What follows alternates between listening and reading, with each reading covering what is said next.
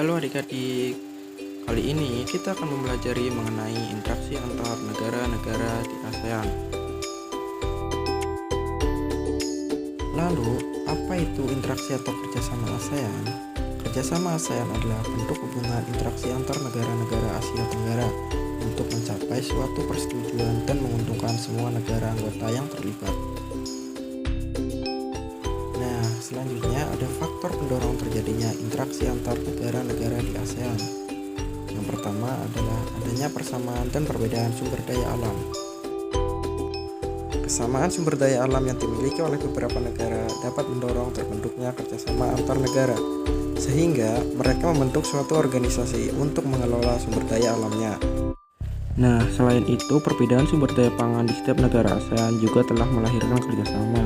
Seperti misalnya Indonesia mengimpor padi dari negara Thailand atau Vietnam untuk memenuhi pasokan padi di negara Indonesia. Selain itu, Indonesia juga mengekspor hasil perkebunan ke negara Singapura.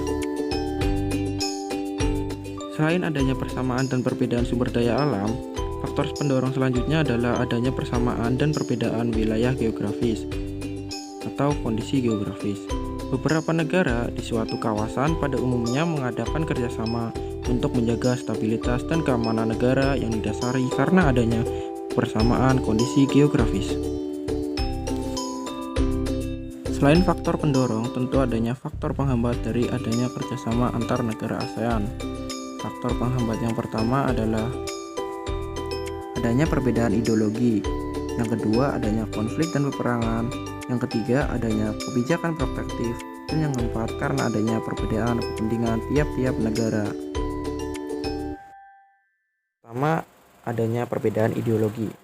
Faktanya, saat ini hampir tidak ada negara ASEAN yang menutup diri dari kerjasama antar negara ASEAN hanya karena adanya perbedaan ideologi tiap negara. Seperti contohnya, negara Indonesia masih menjalin kerjasama dengan Singapura, walaupun keduanya memiliki ideologi yang berbeda. Faktor penghambat yang kedua yaitu karena adanya konflik dan peperangan.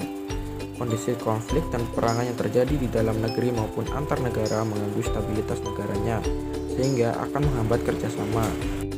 Contohnya, pada saat ini, hampir seluruh dunia sedang mengalami pandemi COVID-19.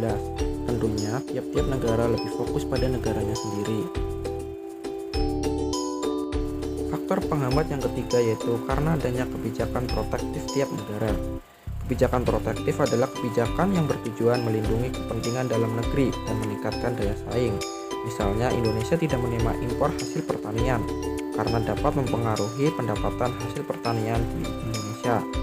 Nah, dampak dari kebijakan ini juga mempengaruhi hubungan antar negara, sehingga menghambat kerjasama yang harmonis antar negara-negara di ASEAN.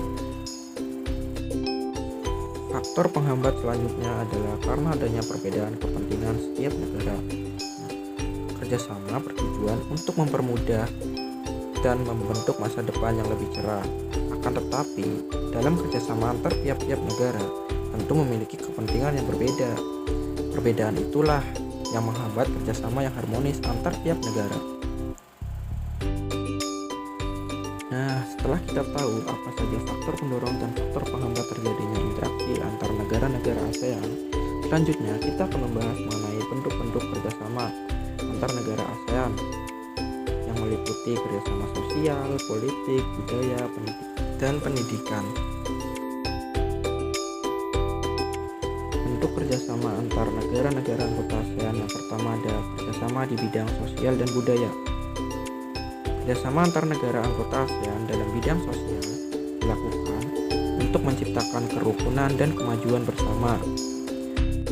Bentuk kerjasama dalam bidang sosial dan budaya dilaksanakan oleh COSD, Committee on Social Development. Berikut beberapa bentuk kerjasama di bidang sosial negara-negara anggota ASEAN, antara lain yaitu peningkatan kesejahteraan dan program peningkatan kesehatan. Nah, selanjutnya ada bentuk kerjasama di bidang politik dan keamanan. Kerjasama politik ini ditujukan untuk menciptakan keamanan, stabilitas, dan perdamaian antar negara di ASEAN. Kerjasama ini menyepakati adanya SOCFAN, Traktat Persahabatan dan Kerjasama, serta kawasan bebas senjata nuklir di wilayah Asia Tenggara. yang terakhir adalah bentuk kerjasama di bidang pendidikan. Kerjasama bilateral maupun multilateral di bidang pendidikan terus dilakukan oleh negara-negara ASEAN demi terciptanya tujuan meningkatkan kualitas pendidikan di Asia Tenggara dan meningkatkan daya saing internasional.